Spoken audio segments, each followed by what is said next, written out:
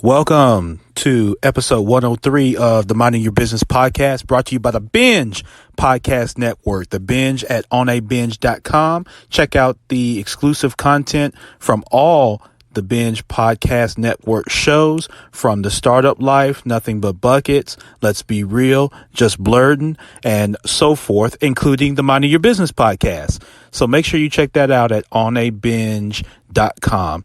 Of course, we're brought to you by Brooks Brothers Consulting, brooksbrothersconsulting.com. If you're interested in getting in touch with private lending, or if you're interested in leveling up the frontline area of your community bank, make sure that you go to brooksbrothersconsulting.com or call us at 901-878-2727. Again, we're episode number 103 here on August the 9th, 2019. What do we do? What we do here is go back.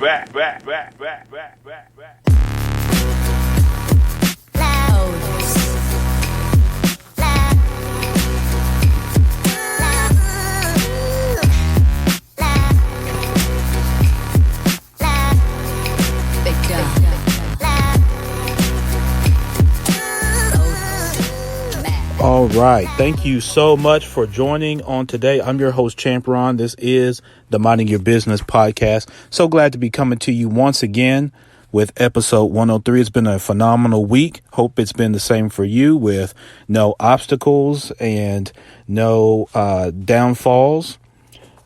We are here Friday, again, the 9th. The year's just flying by, man. It's been a crazy week. A lot of great things going on. Looking forward to an upcoming business trip. And even with all the challenges that the environment faces, keep your head up, keep progressing forward. Your time is definitely coming.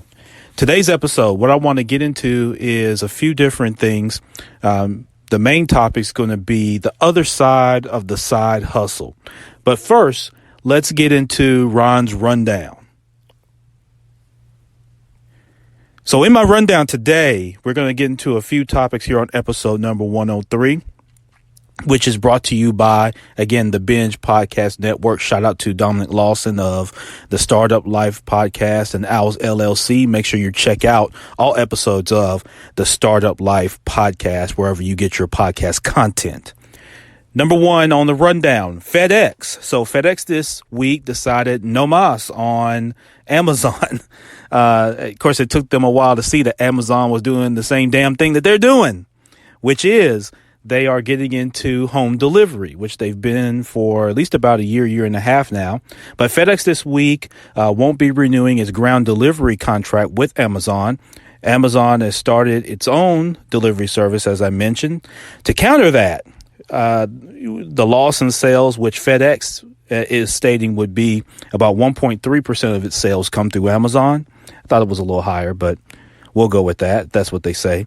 FedEx is going to 7-day delivery in January, and they're expanding their delivery capabilities. So watch out between the battle between FedEx and Amazon, and it'll be interesting to see over time how that impacts FedEx in terms of even going to extra day delivery on Sundays. How does that go cost wise versus revenue will be extremely interesting. Number two, Samsung. Samsung has launched now Galaxy Note 10 for those that are Android fans.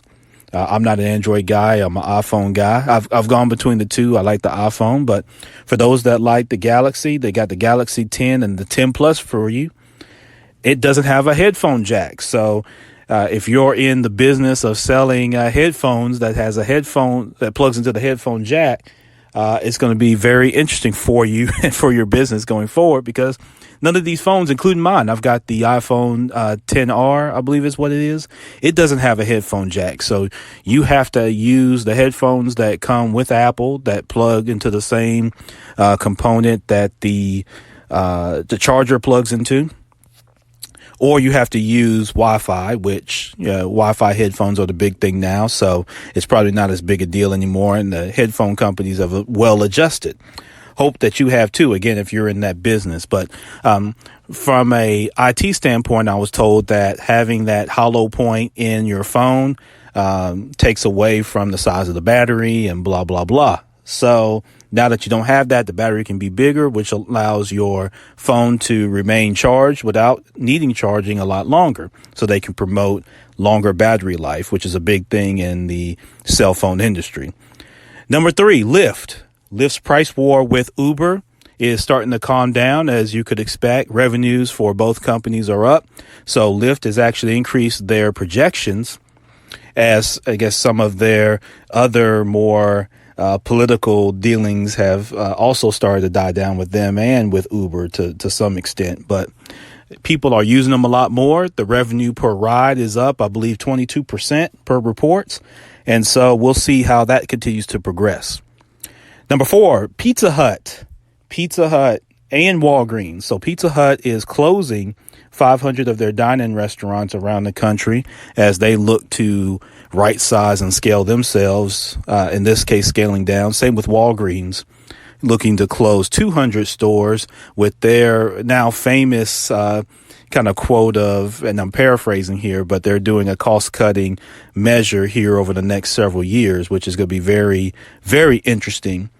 In both cases with both companies, it may just be a case of oversaturation, as well as changing consumer behavior, other options and things like that. Online options are causing people to make these adjustments. Pizza Hut, doesn't necessarily need the dine-in piece because people are more into carry out and delivery. So it makes sense, I guess, to route your efforts more towards those areas as opposed to the dine-in restaurant, which is, when it comes to fast food like that, that's slowly starting to go away with Uber Eats and all the different delivery channels now for food, because people don't want to get out and have to go do anything anymore. This week, author Toni Morrison passed away at age 88, and I'm going to share something real quick from her momentarily, but we're definitely looking at that. The country's still reeling from multiple mass shootings. That's been talked about to death. I'm not going to continue to do that on this particular podcast.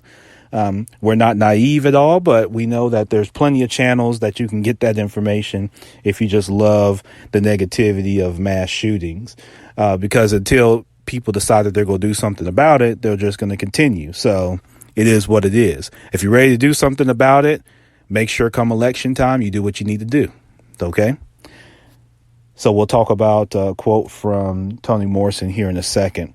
Something that was interesting this week, number 5, was Star Wars. So now the first Star Wars came out, I think, in 1977. They have another one coming out called The Rise of Skywalker that's coming out later this week. But studies are showing that kids aren't using the Force like the rest of us used to. I'm a borderline millennial Gen Xer myself at 38, so I grew up watching all the Star Wars movies, and I'll give you this. The original trilogy was certainly a lot better than things that they've done since. But it's difficult. There's so many more choices now than you had in the 80s when Star Wars came out and kids played with figurines and kind of ran around the neighborhood. They don't do that anymore. Now they sit and play video games, and there are no toys now. Everything's on a device. Like even my girls, they have, they don't have a ton of dolls and toys and figurines now. All they need is an iPad or, something like that, and they get everything that they want. So Star Wars is kind of starting to run its course, like most things. Nothing really lasts forever in that kind of sense. So we'll see. But they're putting a lot of pressure on this movie that's coming up this winter in December, called the Rise of Skywalker. So we'll see how that goes. But even the new ride at Disney, they were saying didn't perform to expectations, and now you see why. Millennials and Gen Z is really not feeling it. They're not using the Force, and those Jedi mind tricks aren't working on them like they did. Certainly baby boomers and Gen X and some, the early millennials. So anyway, that is the rundown for Ron's Rundown here on episode number 103. And now let's get into the topic today. The topic today is the other side of the side hustle. And I'm going to tackle this one today. I don't have a guest. As you guys know, this is a raw business show. There's no editing or anything like that. I just go from my experience. And I like to make sure that you as the audience, MYB community, understand that I bring a value too. I'm not just a maestro here rounding up guests, which is great for when you have a great interview type style show. But I've been in the game too. I didn't float in off the Mississippi River, and yeah, I've had some experiences too at a very high level, as you all are most certainly aware of by now if you've been rocking with the show for some time. So let me share with you kind of, the thoughts around the side hustle. Millennials and Gen Z, like I mentioned earlier in relation to Star Wars, something else that's changed, and you're probably well aware of this if you're in the workforce, or maybe you've come out of the workforce. I've always said that many of today's entrepreneurs are basically vigilante entrepreneurs. What that means in my definition is these are folks that were let go or terminated from a job, and they vowed to take over the world one EIN number at a time by starting their own business, because they didn't want to go back and be a clerk wherever they were at $12 and $13, $14 an hour, or a desk salesperson or something like that in a insurance agency or a bank or wherever. And so they decided to start their own business, which is great. All right. Or they're doing that and they've got their side hustle, whatever your mode of operation is.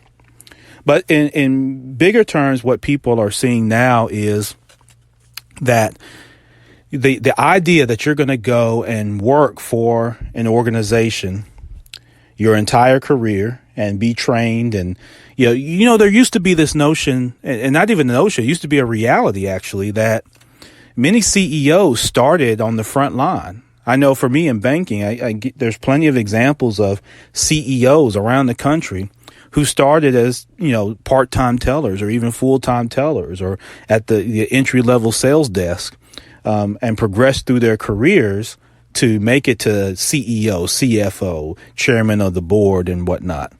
And you're not seeing that as much. Why? I could talk a whole hour as to all the different reasons, but just to break it down for you, MYB, the big reason why you don't have that type of progression anymore is because everybody's become so damn fickle. And not only fickle, but nobody wants to commit to anything. Companies don't want to commit to training people. People don't want to commit to going through the training to progress up. Everybody's got a short attention span and very light on patience. And because everybody's not playing nice in the sandbox with that, you create these different avenues where companies aren't committing to people anymore. So now the CEO isn't taking the time to groom his or her replacement, essentially, or whoever's coming up next in the organization. What companies have been doing for many years now, and even in decades, is they've just been snatching from each other. So they get a talented person, an A, B plus player, and they hope to give them an extra 10, 15 grand a year, maybe more, and try to snatch them from the competition. And that's what it's been for a while now. It's this stark competition in the community, business community, with companies of just plucking talent. Nobody's grooming talent because, again, nobody wants to commit. Nobody wants to commit to, I'm going to train this talent or help them get through school so they can leave and go across the street. Companies don't want to do that. People are now to the point, they were a little slower than companies were. Companies were quicker. They saw what's coming out of the 80s and 90s and they jumped on it. You know what I mean? But for people, we tend to be a little slower to the trough on that. And so this generation of people now, Gen Z, that's starting to enter the workforce, millennials that are, again, kind of those early phases of the workforce, and even Gen X, which is, sometimes kind of left behind. But Gen X is getting squeezed in it because they've got, on one side, you got millennials and Gen Z coming in, and then you've got the bottleneck at the top with baby boomers who haven't retired at the rate that their predecessors did. So they're not retiring at 60 and 65. They stayed in mostly because of 2008 and the downturn. And there's some other factors. They're living longer and they're getting to the point where they don't just want to, they're not going to sit at home and watch Maury, right?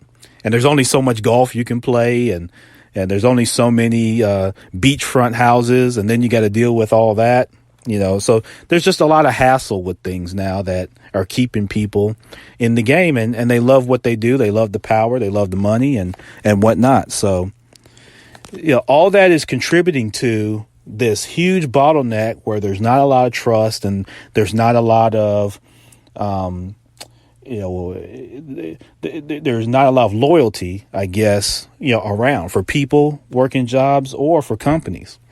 And so here's what I've proposed, and I've seen this proposed in writing by different authors and whatnot, and I agree. The side hustle, where many of you who have side hustles, you hide it from your employer. A lot of that, and there's a lot of reasons for that. Some of you, share things. You have different social media handles for this, and you block settings. You block friends. You block coworkers. You block bosses. You don't use LinkedIn because you haven't figured out how to block people on there yet, and you don't want to because then you don't want anybody to share it and get it to your boss and that sort of thing. So. A lot of that fear comes from, again, this lack of trust and lack of loyalty. But so anyway, many of you have started side hustles with the idea or the hope and the prayer or really the plan, depending on where you are. You've done that looking to transition from the workplace, typically. You look at your job and, many people don't care for their job. They don't like the hours. They sure as hell don't always like the pay. They don't like the scope. They don't like coworkers. They don't like the boss or supervisor. They don't like the benefits or lack thereof. They don't like the health coverage, whatever it is. They don't like the location of it, the scope of work that they're doing, the lack of upward mobility. There's a lot of things they don't like. And so they have side hustles to try to supplement their income, hopefully, or just allow them to do something that they really want to do, but they can't do or don't feel they're in a position to do because of debt, usually.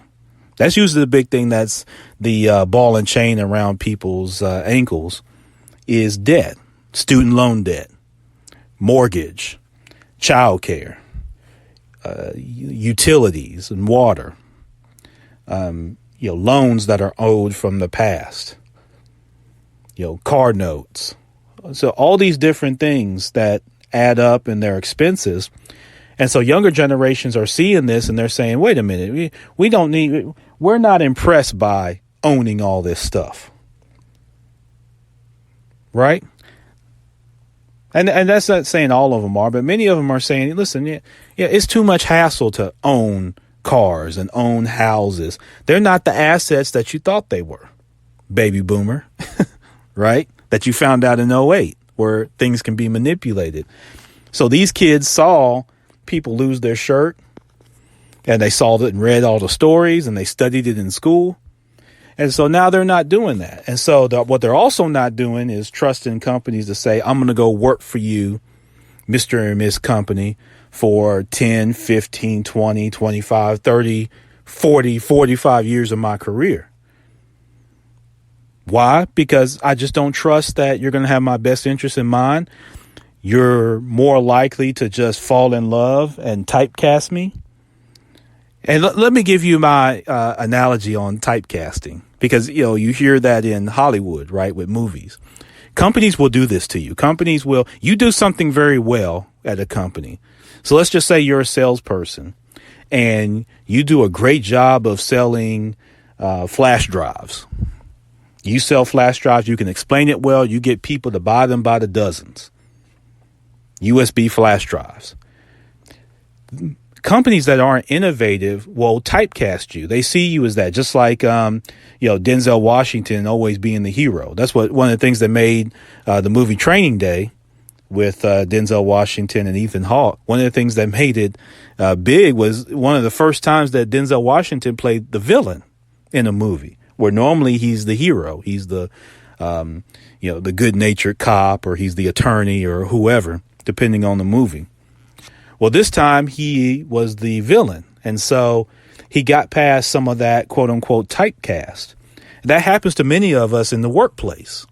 You get typecasted into this is what you do. And companies feel like this is all you'll do. Why? Because they don't want to invest in the training, because they don't want you to become great. Because if you become great, you're apt to leave, or the competitor is apt to slither in and steal you from them. And now they miss out on the benefit of that investment. Instead of taking the approach that not worry so much about competition, but worry about themselves and make sure they have the environment and infrastructure and the benefits to retain, everybody just thinks on acquiring new. That's why you see companies for years, many of us and those that fight for consumer rights and things like that, you see companies give all their discounts to new customers. Well, what about the guy that's been paying you for 10 years? Well, there's nothing for him. He's got to leave and then come back to get the discount. That's crazy.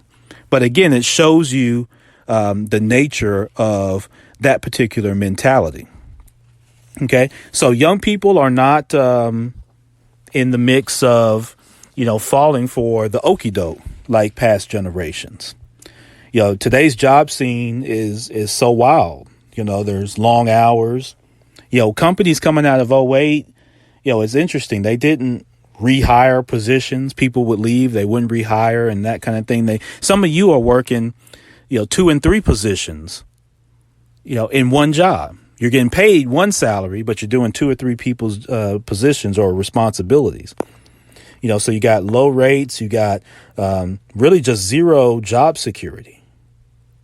And that's the thing. There's just not the security when you look at it from an individual standpoint. OK.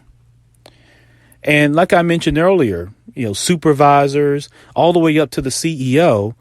There used to be this level of training. Now you really only see top companies, Fortune 500 companies, and some of them don't even invest in the same level of training. But there's just not the training. The companies don't take chances on people anymore. Though it used to be, CEO would take somebody under his or her wing and, groom them and bring them to meetings and let them complete reports. And there was this quote unquote pay your dues notion that you had in the workplace. And you knew that if you committed, so it was a competition thing. You want to be better than the guy in the cubicle across from you or the girl across from you, across the desk. And the early bird got the worm, meaning that the person that developed the fastest and at the right time and had the patience to kind of wait it out. And being young, like baby boomers were in their time in the, say the 60s and 70s and 80s, when you're young, you've got time. That's your advantage. So you've got the time of waiting it out. And the CEO, when he or she got to be 55, 60, they were on their way out because you had great economy. Weather in Florida is great. Texas, California, you get your beach home and you're out and you've groomed the next person to come in. Well, that's not happening anymore. All right. So having your side hustle is starting to change the game. And so let me share this with you that came from a LinkedIn report in 2016. The average American worker career includes 15 job changes. Now think about that for a second, MYB. 15 job changes. That was in 2016. So who knows what that is now coming 3 years later. Getting to the C-suite's no longer kind of a linear pursuit anymore. It's more like a kind of a climb up a tree. You know what I mean? And when you look at that, if you take the tree analogy, each branch on the tree is a different level of skill set that the company doesn't give you anymore. You've got to go get on your own. Right? You've got to go get these skill sets on your own. My wife and I were talking the other night about just career stuff and, opportunities and me doing the business and her career. And, we talked about that of how in her field and things like that, companies aren't, in her industry, companies aren't doing as much training anymore like they used to. There used to be a time where the company would pay for you to go to this conference or pay for you to take this class and things like that. And they're just not doing that anymore. And that makes it frustrating for people when they don't have the opportunity to level up, because if you don't acquire the skills and there's not a way for you to acquire the skills, or you've got to pay for it out of pocket, then it puts you in kind of this precarious situation where you're not really getting satisfaction out of your career because you're not growing, you're not developing. It's very robotic at that point. You're kind of getting put in this, again, typecasted role, and you're expected to just do that and be great at it for as long as you can stand it, and as long as the company can get away with having you do it. So side hustles, now have become really MYB a critical way for young professionals to differentiate themselves in the workplace. So that's why I recommend to you is, again, read your audience, understand your audience, but as a best practice, don't hide your side hustle unless, of course, it's direct competition with your job, or certainly if it's connected to a competitor company to where you work. But don't hide that. Matter of fact, include that in your resume. The reason being is because there's so little training that when other companies see, everybody's looking for the quote unquote entrepreneurial mindset. People want self-starters and people who think in terms of dollars and cents and weighs cost benefit and is willing to take some level of risk with their career. One of the ways you take some risk is as a side hustle, because you're acquiring skills. Use me, for example, if I were kind of in the workforce in this way. Me having a podcast allows me to dive into media. I don't have a communications background, MYB. I don't have a speaking background other than being a public speaker myself that I've developed over time. But I don't have that background. And in banking, I wasn't going to get any kind of media, communication speaking background. Whatever bank I would have been for would have loved for me to do nothing other than lead retail and business banking teams from now until infinity. Right. And the only training I might have got is if I was with a large bank where they've got, infrastructure and things like that to teach me. But they're not going to send me to classes for things outside of the scope of my position. So even a large bank, they're not going to pay for me to go into media and things like that, because when they look at my job description, I'm typecasted. Right. So the only way for me to branch out, if I want to do anything different, or if I want to expand and go up and get the skill sets that it takes to keep rising up that proverbial corporate ladder, I've got to invest in myself. And I've got to be willing to job hop. Many of you now that are listening to this podcast, you've been at your job 3, 4, 5, 6, 7, 8, 9, 10, 15, 20 years. And the most you've gotten is anywhere from a 1 to 3, 4% raise every year. And you're waiting for to be promoted. And I'm just going to tell you, it's going to be hard because, again, think from the company standpoint. There's not the loyalty. And they've already paid for the knowledge that you have in between your ears. They've already paid for it. They're not going to pay more for it. They've already paid for it. Someone else will pay for what someone else has given you. Right? That's why business exists. Someone's willing to pay for the expertise, the time, the dedication, the knowledge, the resources that someone else, whether that someone else was you or someone else, another company, paid for. Why? Because it's cheaper. It's less expensive for me to pluck you from UPS and bring you the FedEx than it is for you to start at FedEx and me train you and you stay there on my payroll for 10 years. In their mind, there's a law of diminishing returns. So in your mind, there should also be a law of diminishing returns. You're going to see what I just say about the LinkedIn report. 15 job changes in your career. If your career starts at, let's just use a nice number, round odd number, 25. You get out of college and you're getting into your career at 25 and you're going to work, let's just see, 35, 45, 55, 65. That's 40 years. So you work till 70. That's 50 years. From 25 to 70. And what LinkedIn is predicting or stating that's happening now, and it's probably going to only increase, is that you would, in that 50 years, you would have changed jobs at a minimum 15 times. And I bet you that gets to 20. If it's not 20 today, it's probably heading quickly to 20, and it may surpass that. You've got to be willing, MYB, if you're in the workforce now and you want to be able to transition to your own company, or if you enjoy the workforce and you want to continue to do that and have an entrepreneurial approach and mindset in the corporate world, you're going to have to get comfortable with you're going to have to change jobs every 3 to 5 years. Because again, that law of diminishing returns, they're not paying to have you level up anymore.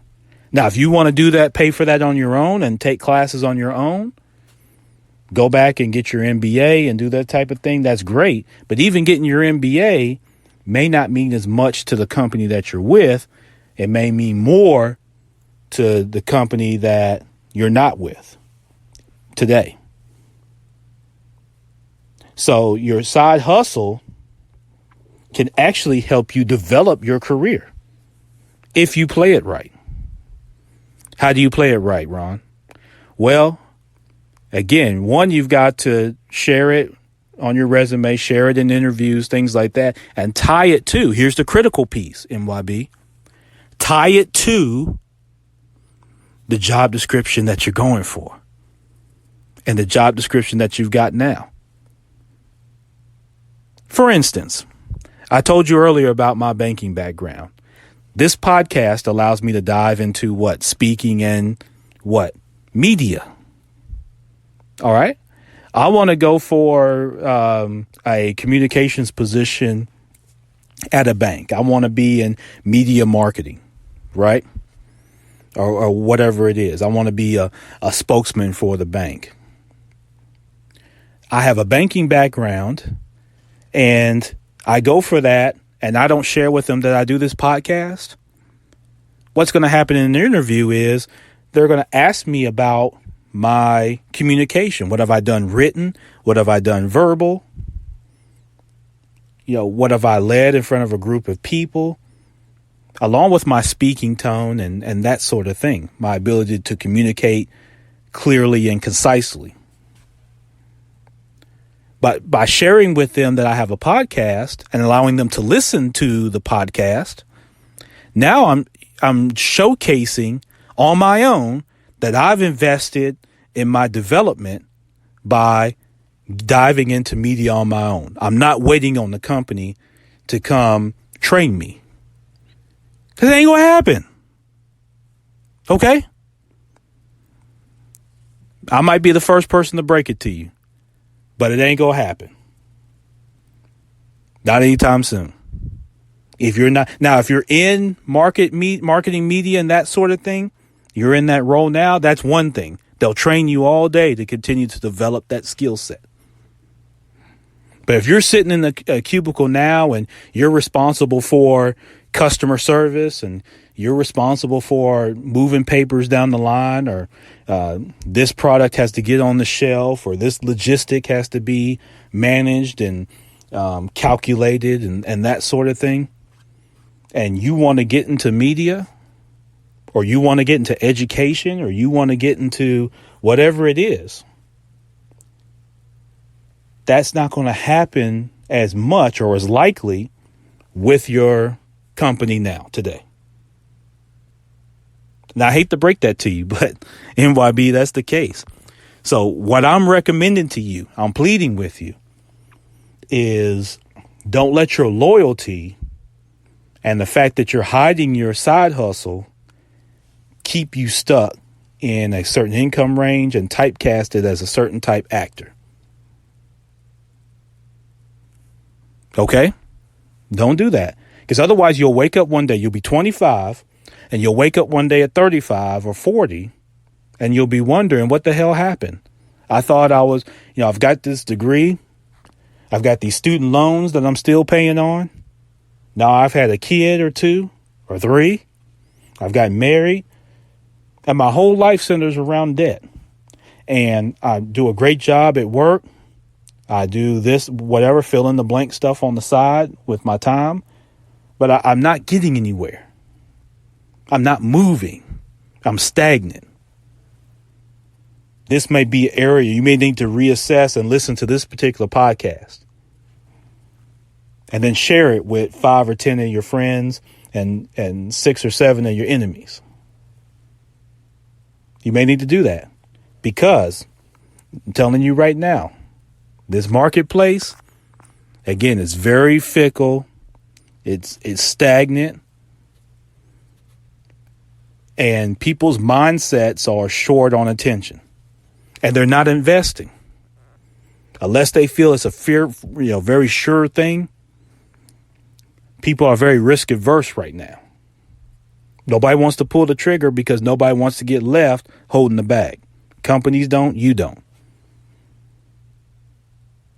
So again, your side hustle, continue to work and the way to develop whatever you're doing on the side, if you're trying to develop a business while you're still working a job, and your job is your seed money for your company, or if you're looking to just do it, you're looking to supplement, and you're looking to say, hey, I make $50,000 or $55,000 at this job, and if I can make an extra, $250 a month, or an extra $500 a month, or an extra $1,000 or $1,500. If I could do that, that's a game changer for me. And so that's what I'm in it to do. If that's the case, still use your side hustle, the writing that you're doing on the side, and the marketing collateral that you're providing for business owners, and the babysitting service that you're doing, and all these different things that many of you do and quite frankly do a great job at, and you have a great passion around it. You enjoy mentoring. You enjoy helping youth and people with homework. You work with seniors and the elderly. There's all kinds of things. Maybe you've got not so much a restaurant, but maybe you've got a recipe for a dish that you sell on the side. You do cupcakes or, whatever it is that you do. Chocolate covered strawberries and things like that. So whatever it is that you do, share that, because it's going to help you. There's skill sets that come with developing your side hustle. Like I mentioned, again, the example of the bank and this podcast. So there's skill sets that you develop over time that is part of your overall experience. Use it. Don't hide it. Now, if you got a boss that you're concerned about is, going to get jealous hearted and is, extremely old school and not thinking about innovation and that sort of thing, you have to read that on yourself.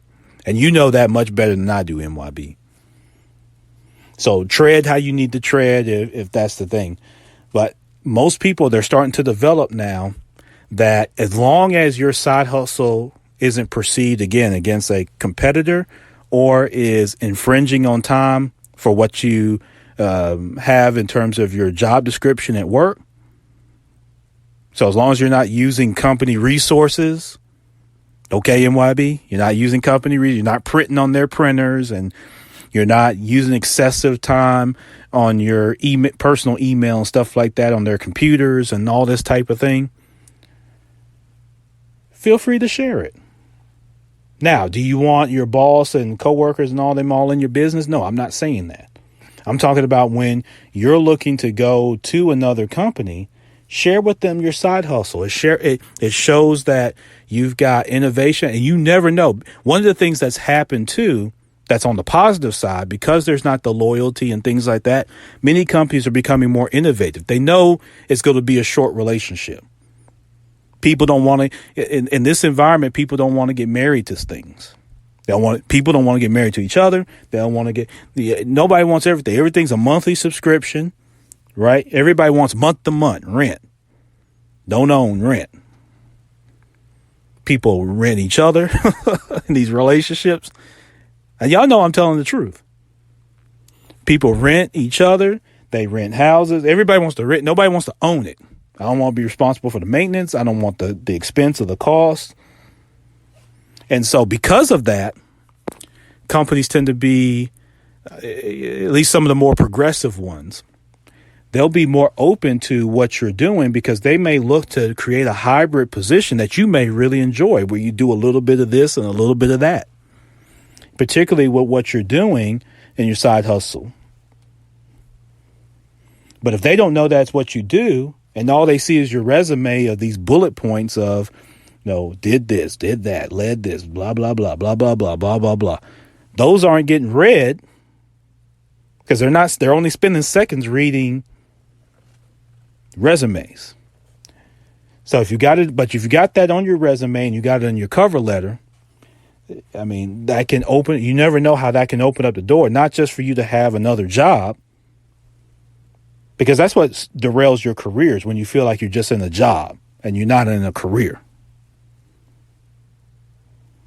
So to rev up your career, include the things that you enjoy doing and tie them in truthfully and yet creatively into your background.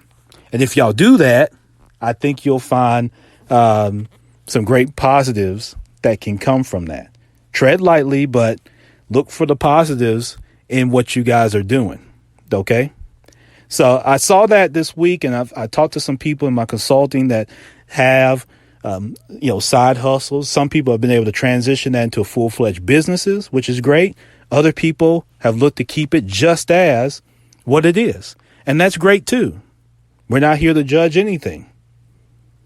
We just want to help you be better. And so take this, share it with somebody else, MYB. I hope this has been helpful information from your guy, Champ Ron.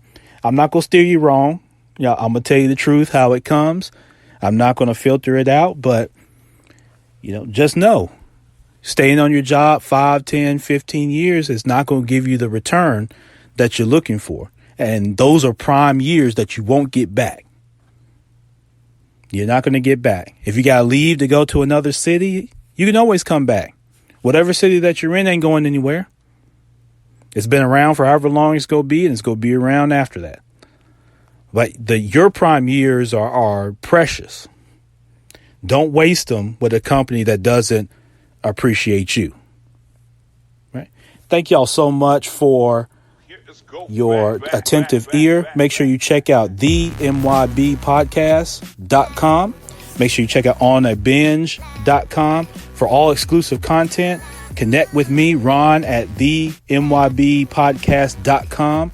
Share this all across. Give us a 5-star rating on Apple and across the different platforms, Spotify, YouTube, that sort of thing. That helps the reach of the show, helps us connect with more people, and helps us bring more entrepreneurship, real estate, trending news where there's no business like minding your own. This is Champ Ron signing off. Friday, August the 9th. We'll be back next week with more the Minding Your Business podcast. Go be great.